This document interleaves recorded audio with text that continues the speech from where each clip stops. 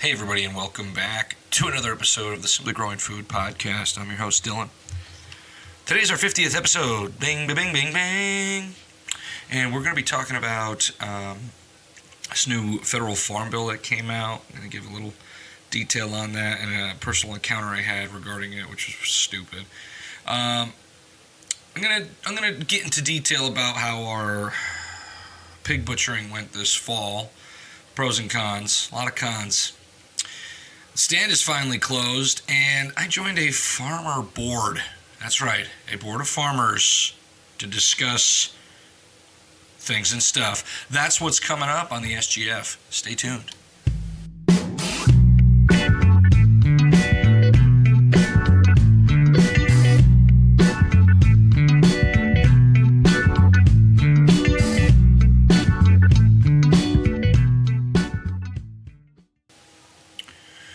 All right, welcome back to another episode of the Simply Growing Food Podcast.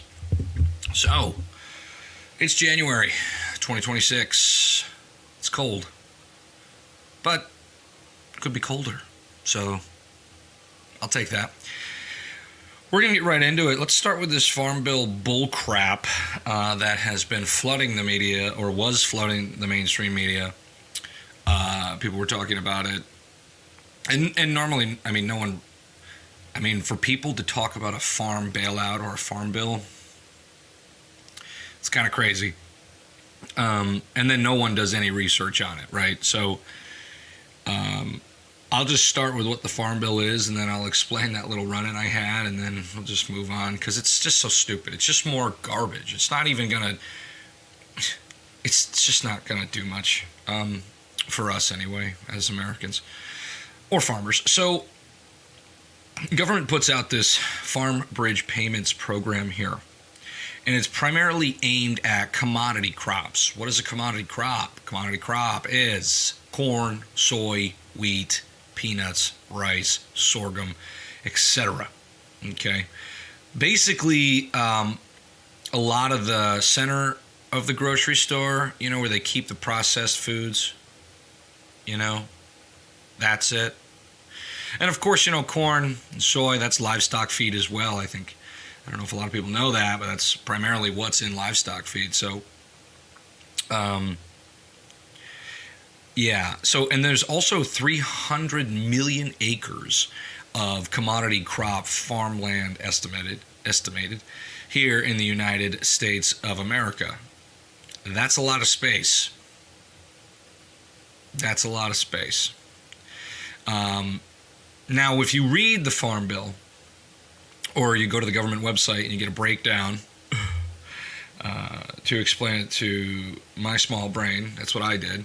I didn't read the exact bill itself. I went over the White House's breakdown and the Department of Ag's breakdown, which, I got all this information from the Department of Ag website. So, if you don't believe me on anything, go check it out. It's pretty believable. So, whatever. Okay. So, it's a $12 billion farm bill program, farm bridge payments kind of thing. So, $11 billion of that, like I said, is going to go to commodity crops. $1 billion of that, it says on the site, goes towards specialty crops. Now, what is a specialty crop? That was my main question, because on the website it listed two things: sugar and almonds. Specialty crop. Veggies is in there too, but it's, If you were to compare, so here's just a rough idea. So the $1 billion out of the 12 is going to go to specialty crops: veggies, nuts, fruits, sugar, things like that. That's only 4.3 million acres of farmable land that is being used for those such crops, which is roughly, it's actually bigger than the size of Connecticut, where I'm at. I am in the heart of New England here in Connecticut, quiet corner. And Connecticut's 3.1 million acres. So, that's a lot of space. But I feel like there's got to be more, unless, I mean, we really are importing that much vegetable matter, nuts, fruits. I'm sure we're importing a lot of fruit. But we grow a lot of fruit in this country, so I don't know. Hey. But anyway, so the money's going to large agricultural conglomerates, okay? Now, the money, let's take a corn or soy farmer, for example, large sharecropper kind of guy. Hundreds, maybe thousands of acres they have. They're going to get some kind of money from this bill, maybe. And, you have to apply for it, of course. And that money's just going to, they're going to touch it, and then they're going to buy all their shit with it, like corn and seed and fertilizer, right?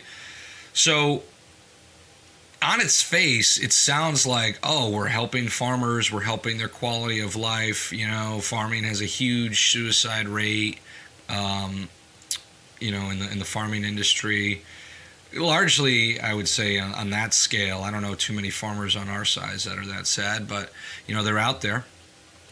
Or not even just sad, just stuck. A lot of farmers get stuck because they hemorrhage on loans, and then they never, ever see the light of day. And I've talked about that before.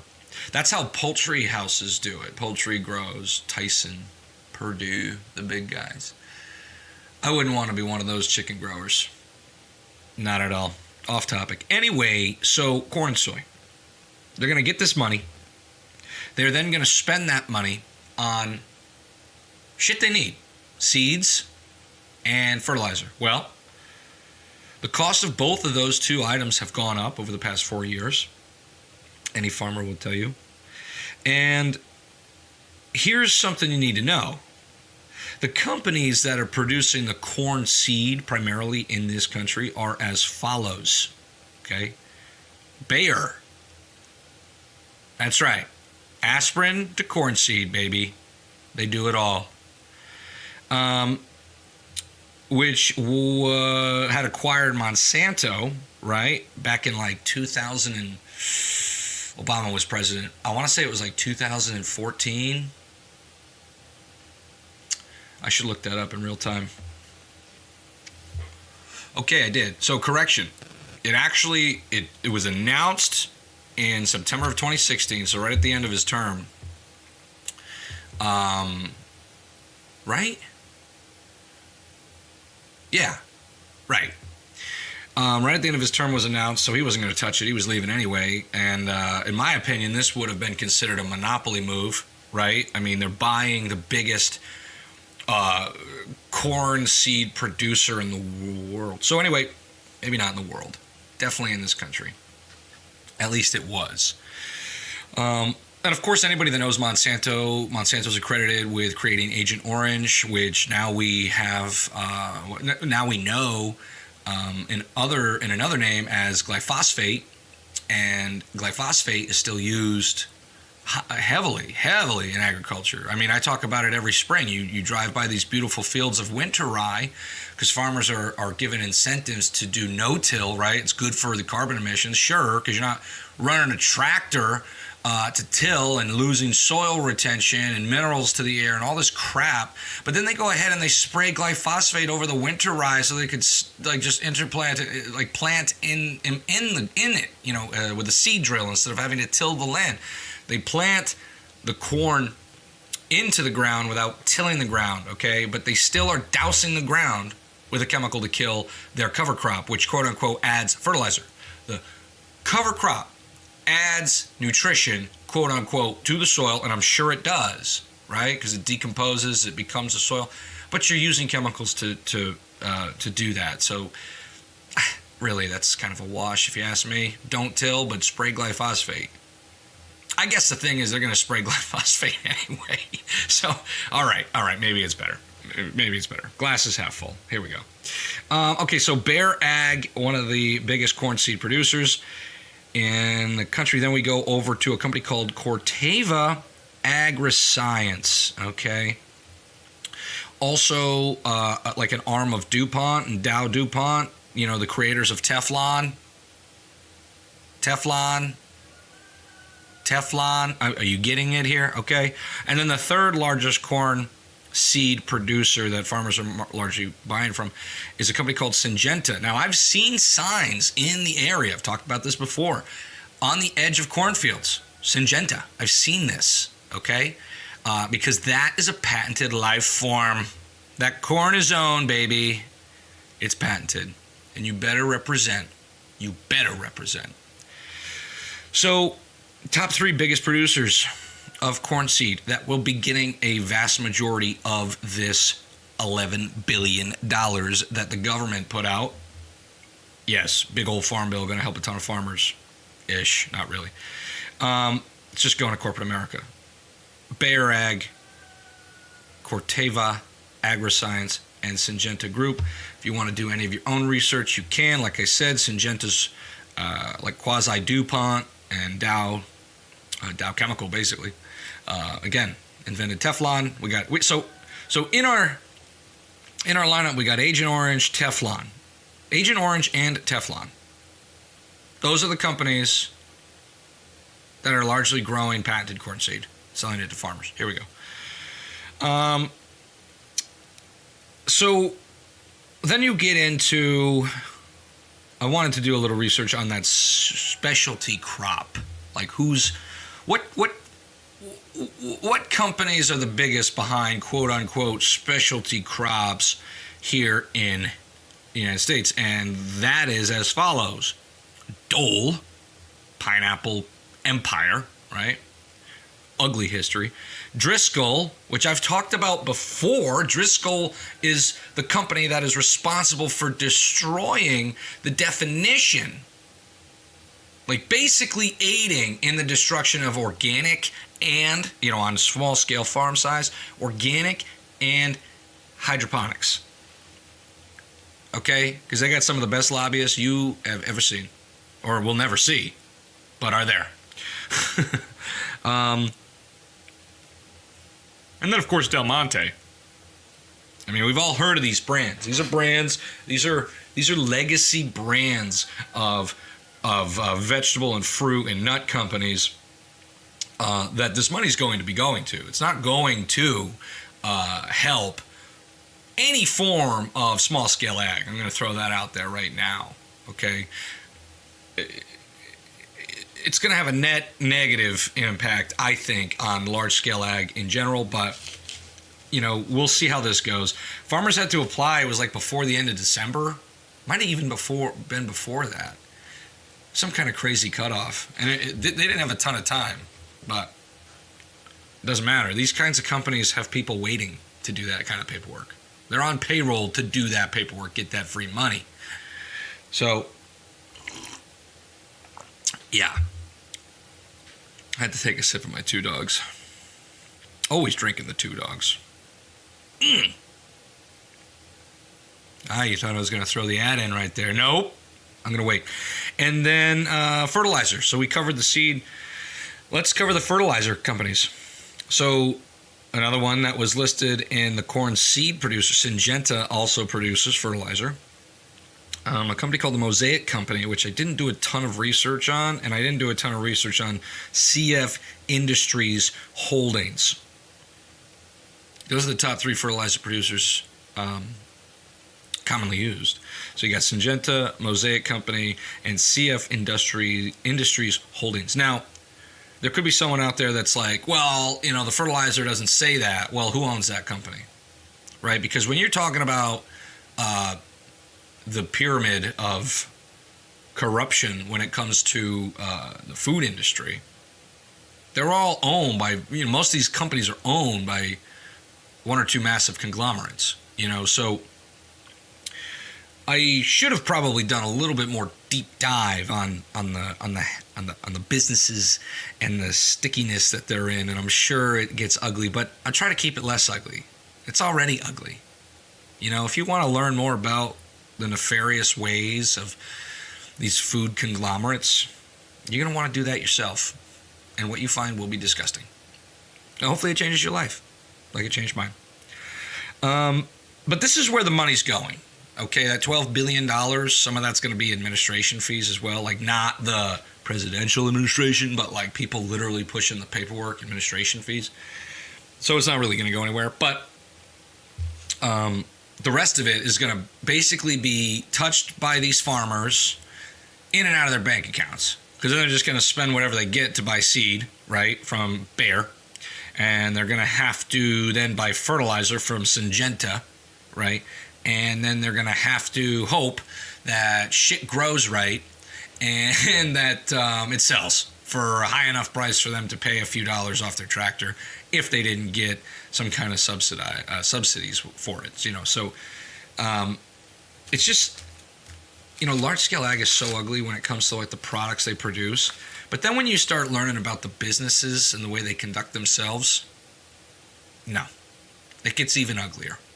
So I don't want to ruin the taste in your mouth, am I right? By talking about all that crap. So do some of your own homework on it. I've definitely done some over the years. I didn't brush up on the fertilizer companies because I am never going to buy from them. So there's a pro there. But yeah, so here's what happened to me. Actually, you know what? Let me have one more sip here. Wet the old whistle.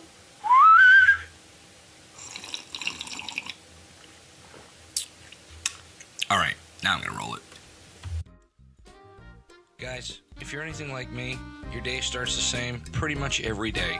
You wake up, you drag yourself over to the coffee pot, and you begin to brew yourself that sweet elixir that's going to keep you going all day. Now, where we differ is what's in that coffee pot. We're not big fans of the big commercial coffee companies. The flavor's just not there. We're big fans of Two Dogs Coffee Company, and for the past 2 seasons, that's all we've been drinking. And I mean literally 2 seasons, 2 full years. Two Dogs Coffee is the only coffee that we brew. Artisanally roasted, fresh to order, and ethically sourced, Two Dogs Coffee is the only thing that we've been drinking here at the farm. This is not a paid advertisement, okay? I just like them over there. Brittany and Gwillem, they do great business, and they create such a good product. I can't put it down. I'm having some right now. I'm a big fan of their original Frank's blend. Brazilian and Colombian beans, and it's a medium roast. Hints of caramel, chocolate, some other stuff. It's coffee. Two Dogs Coffee. It's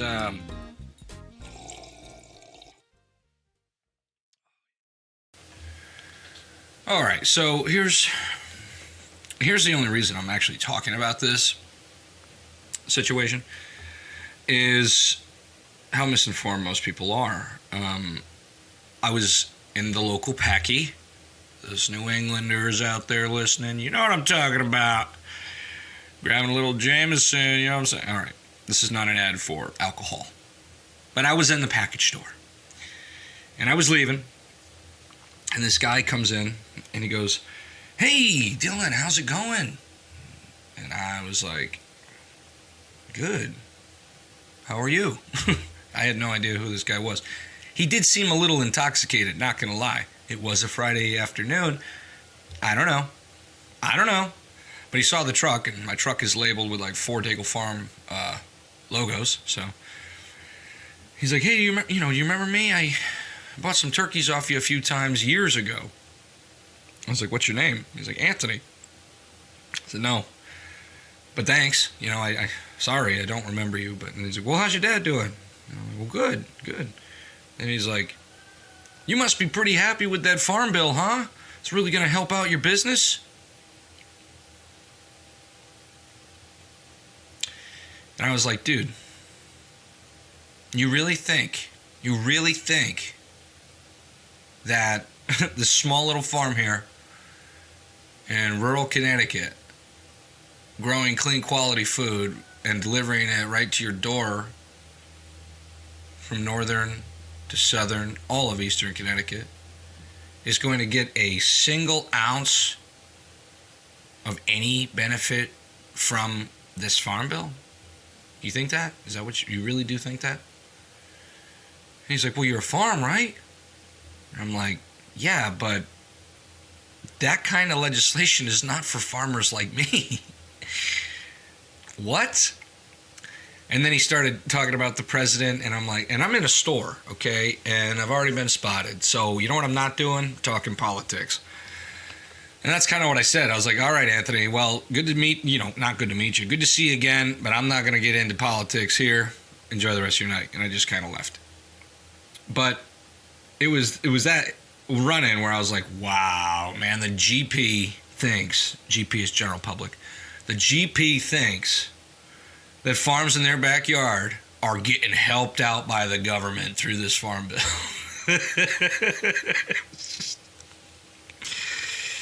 Oh, I had a good laugh on the way home. But it's also incredibly disturbing to think that, because it's so wrong. All this is a piece of legislation that's going to give $12 billion to private corporations, such as the ones listed in this show. Okay? That's what I see. That's what it smells like. I don't think any part of it is about regenerative agriculture or permaculture or real food or any of that crap. So, that's the only reason I'm talking about it, was because I had that run-in at the Packy. I'm like, come on, dude. You got to know something. That ain't real. That's a false reality. Anyway, let's move on to the stand being closed. Now that it's January, the stand is closed. So, I was under the impression, in this wonderful town we live in, Brooklyn, that you didn't need a farm stand permit. This is a good one, guys. This is a good one. That you didn't need a farm stand permit if you were closed for 3 months out of the year. So for the past few years, that's what we've been doing. We always close in the wintertime. Not that we don't have any product to sell, but because I thought I was following the law. However, and for those of you out there that don't know what I just said, I said however, that ain't the law around here, Tex, is what I learned this past month. A local, well, I don't want to say bureaucrat, but someone who runs a town agency, municipality. Someone part of the town, very nice person, came out, got some stuff at the stand, and they informed me that I needed a permit for my stand. And at first, I was like, what are you talking about? I closed for 3 months, and I even explained that. And then they were like, well, hold on now. You only don't need a permit if you can move the stand. Am I right? You see what they did there? So, not only do you have to close for 3 months, but it has to be made of pallets and stuck at the end of your driveway and look very haphazard and crappy. Just kidding. I've seen some nice end of the driveway stands. But my point is, because we went ahead and made something that's weatherproof and nice and enjoyable, we now have to pay for that. I pulled a permit to build this barn. That is already a tax to the town. To house livestock, literally. Okay? And that should have been enough. Not to mention annual property tax. Don't even get me started on that. But that should have been enough. Now, because in a 10-foot section of that barn, I am now selling bacon and peddling eggs, I need to pay again. Pay again. More money.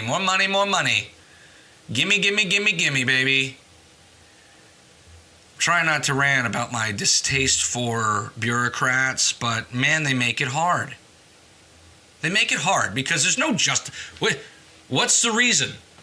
Give me one good reason I should have another permit to sell you some bacon. I'm already paying all sorts of licenses to be in business. Why would I have to pay the town any more for a building that I've already paid to erect? Extortion. That's all it is, folks. You got to call it what it is. And, it's not a knock on the person that came to see me. That's their job, albeit a crappy one. But their job is to enforce the regulations. And I need a permit. And they were very nice about it. They let me know that come down at your own leisure. We know you got a lot going on, but just to let you know, you need a permit for this room. This room, smaller than a bedroom, smaller than the average bedroom, pull a permit. You wanna sell eggs in this room? This room right here? No. This room? Permit. So, I'd say a lot more vulgar things because that's how they make me feel, but that means they're winning. So, anyway, they told me it would be painless, and I said, well, how expensive are we talking here? And at first they didn't tell me, so I'm waiting on that. But I don't think it'll be a lot. It's like a formality. It's a formality tax. It's literally just so I don't even know if it's so they know, because I could just make a phone call and be like, hey, town hall, hey, I'm selling eggs out of this room. See you later. Boom. Like, no, come on down, fill out some paperwork, private citizen, pay us some money so you can use that room, that's smaller than a bedroom room, to sell some eggs. All right, let's make some sense out of that. Good freaking luck. I digress. The stand is closed. The stand is closed until April. We got big plans this year, folks. And here's the thing. Because now I have to pull a permit to have a room that you buy eggs in, because that's all it is. Let's call it what it is. It's a room you buy eggs in. Permit. I'm now allowed to be open year-round. So technically, I don't need to close anymore if I go after I go and get this little a bureaucrat approval letter, and pay my egg tax, my egg room tax. Then I could be a year-round grocery shop, and that's probably what we're going to be. That's what I want to do. I want to turn this whole chicken barn into a massive grocery store. I say massive. It's not going to be Stop and Shop massive. But it is going to be massive for the area, and it is going to be open year-round, and we'll have fresh food year-round, and people in the area will have access to it. And that's just going to be what it's going to be. I see it. Next 2-3 years, I see it in my head. We'll have to move the chickens out, and that's okay. It means I got to build another barn. It's all right. I'm not above it. Plenty of trees to mill, just for chickens. And then, turn this bad boy into a one-stop fresh eats shop. Put us on the map. So, farm stands closed. Bureaucrats suck. Welcome to America. Moving on. Pig butcher. What an absolute pathetic, sad state of affairs this past fall was when it comes to the pig butcher. See, years past, literally the past 15 years, I've had pigs. Okay, I started raising pigs when I was 15. All right? I used the same place every year. It was an old school kind of place. It was cheap and, clean enough for me. I never worried about getting sick. We always cleaned our surfaces. And so we would also have to do the wrapping, the slicing, the sausage. It was a lot of extra work on our end that this year I wanted to subjugate to somebody else because I don't want to do it. And quite frankly, there's not a lot of time for me to wake up early these days and slice bacon for other people. Okay? I got to wake up early and do my own shit. And it's not that we didn't charge for it. It just is like our space, our time. I don't need to make excuses or explain it, but I figured this year we'd find a slaughterhouse that did everything in-house, okay? And I did. And for the sake of my complaints, I'm not going to name this place because I don't want them to fail. I want them to succeed. It's another young guy trying to run a slaughterhouse, No one is really getting into the industry, and we need it so bad in the quiet corner. So bad. We need a butcher. So bad. Anyone out there listening, you want to be an angel investor, hit me up, because we need a butcher house like it's going out of style. It will be an instant success because of the demand. Reach out. Anyway, so I'm not going to name this place. Now, I may have in other episodes and whatever. You want to go and do your dirty work, go find it. Go find it. But I'm not going to say it here. I'm just disappointed. I'm just so disappointed. The pricing was okay. The quality is good. The packaging looks great. The bacon, I've had a lot of compliments on the meat, flavor, texture, quality. Everything is great on that end. What's not great is continuously lying to me and my customers about their meat, my meat, all of it, dude. Just not good. Like, if you're lying about simple shit, I don't even want to know, okay? And this is the first time in 15 years that I suspect some of my meat was sold. And no, not to my customers. Like, their meat maybe lost a few packages on a half a pig, if you know what I'm saying. Now, I don't have any way to prove that. But, man, the yields were low. We'll just leave it at that. The yields were low. So, whatever. We have had complaints from customers that went to this place, and they were just greeted with rude employees, angry, like very aggressive sounding. I mean, I wasn't there, but come on, guys. Like, you need to have some kind of, like, customer service question mark. Okay. And so what was going on primarily was I was being told that, yes, customers have been contacted, we're wrapping everything, we got everything smoked, sliced, good. And this was several phone calls, because what was going on is time. Time was going on. Time was just passing, slipping into the damn future. And nobody had meat. And I'm thinking to myself, what the hell? Because previously, my experience at a butcher, when we were doing it, in 3 days after killing, you're wrapping fresh meat, and in 14 days after that, you're there to do smoked meat. Okay? I dropped these. These pigs got processed October 17th.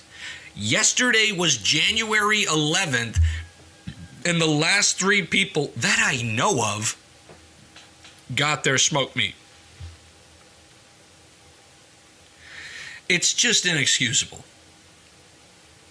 And a lot of customers were like thinking their meat was gone. Like they weren't going to get it.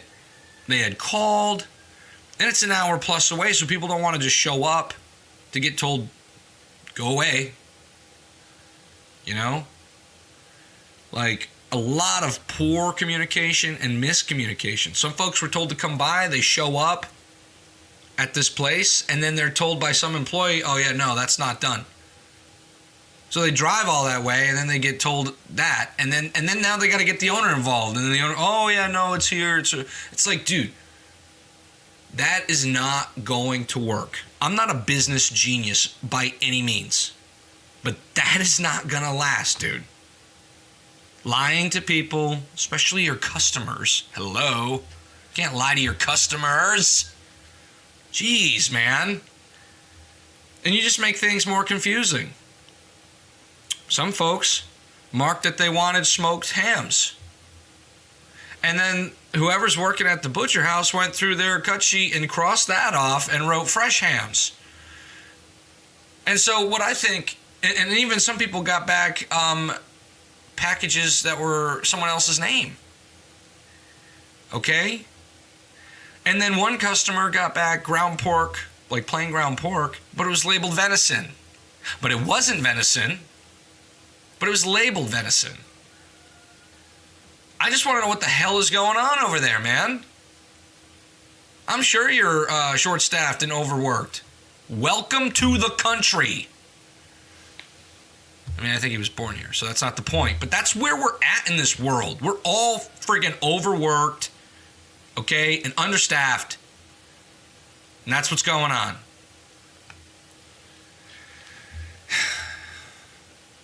I mean, I'm just more angry because I got to deal with angry. I got to deal with the phone calls. I got to deal with the conversations. Yes, it's my pig, obviously. It is my job.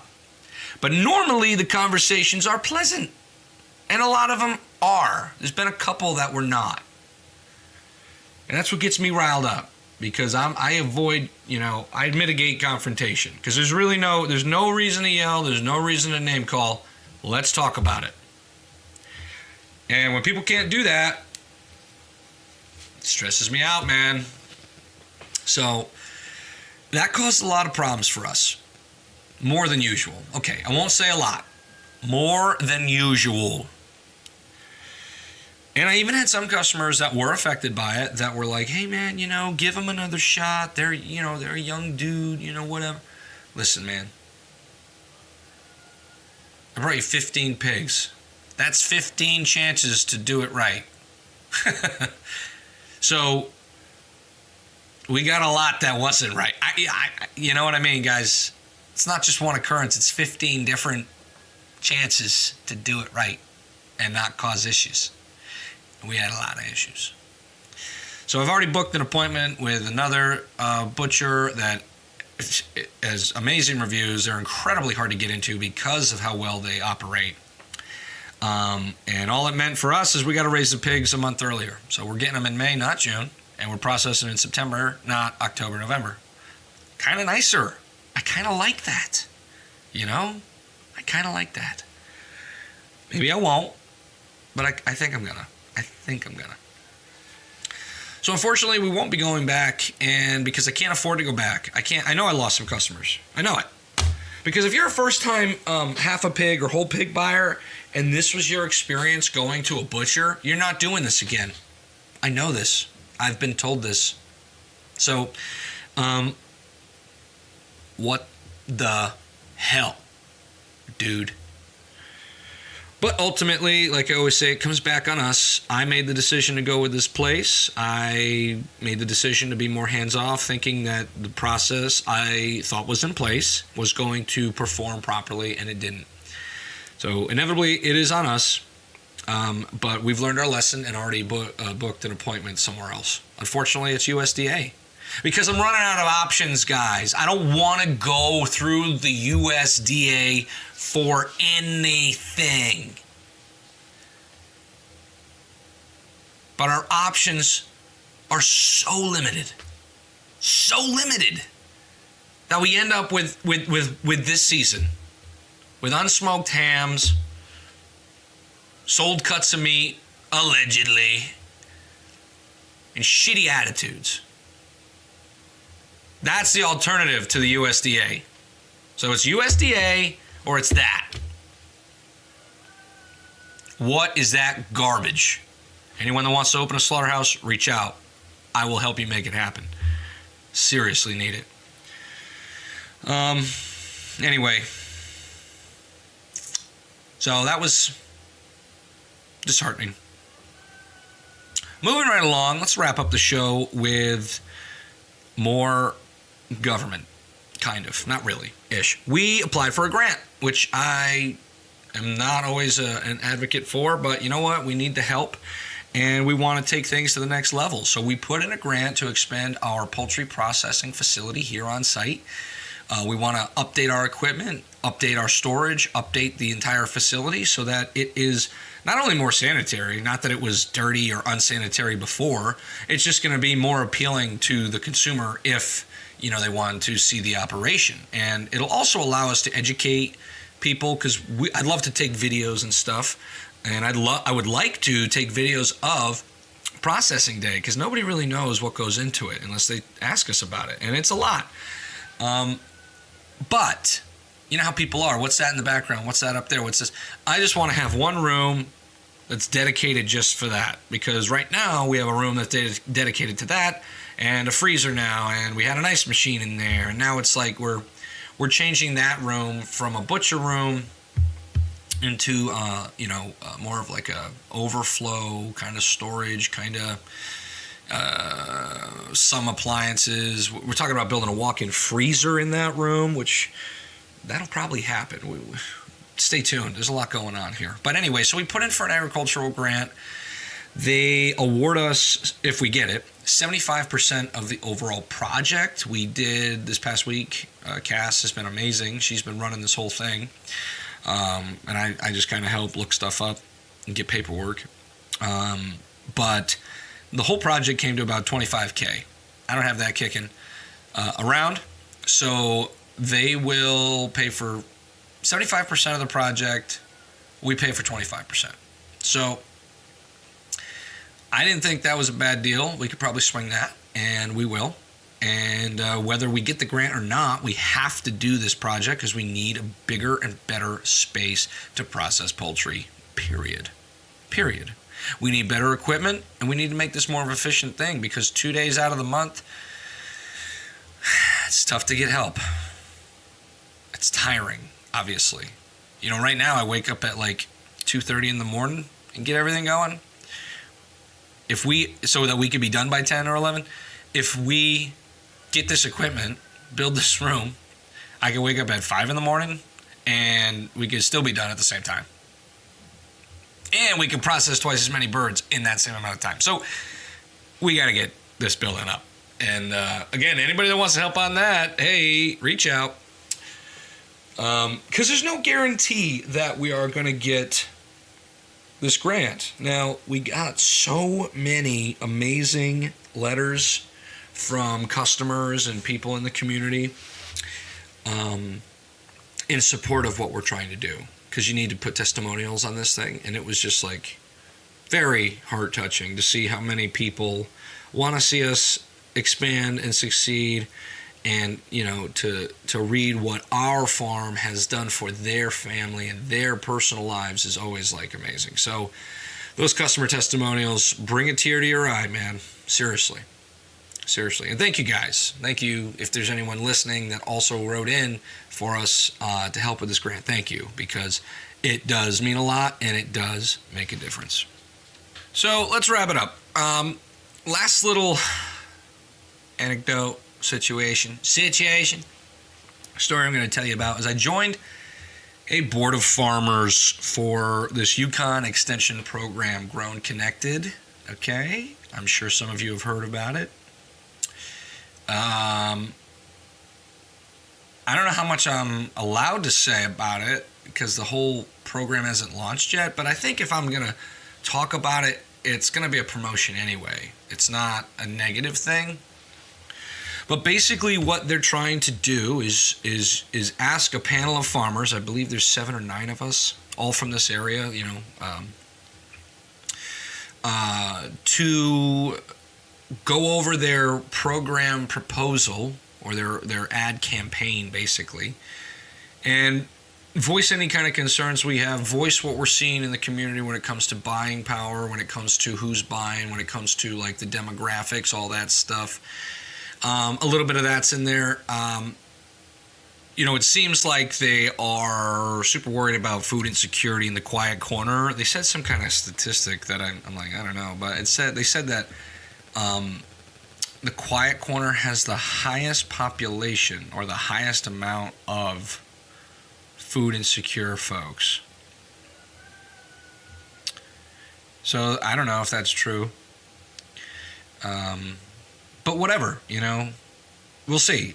The whole goal is to get more people in the community to buy from local farms. So if that is the only thing that comes out of it, then great. That's a great ending. It keeps your money in your town. That keeps real food being grown in your backyard. And that keeps some form of freedom that not everybody has. So, this farmer board, we'll see. I didn't talk much at the first meeting. I just kind of nodded. Told them that when they want to launch the campaign, they're more than welcome to come on the podcast and sit down, talk about the goals, talk about all of it. I think they might. So that might be a future episode, but I don't think they launch until March. So we have some time. But, yeah. Anyway, that's going to do it for this episode of the Simply Growing Food podcast. I hope that you found it educational and informational, and if not, that's a shame. Bye-bye.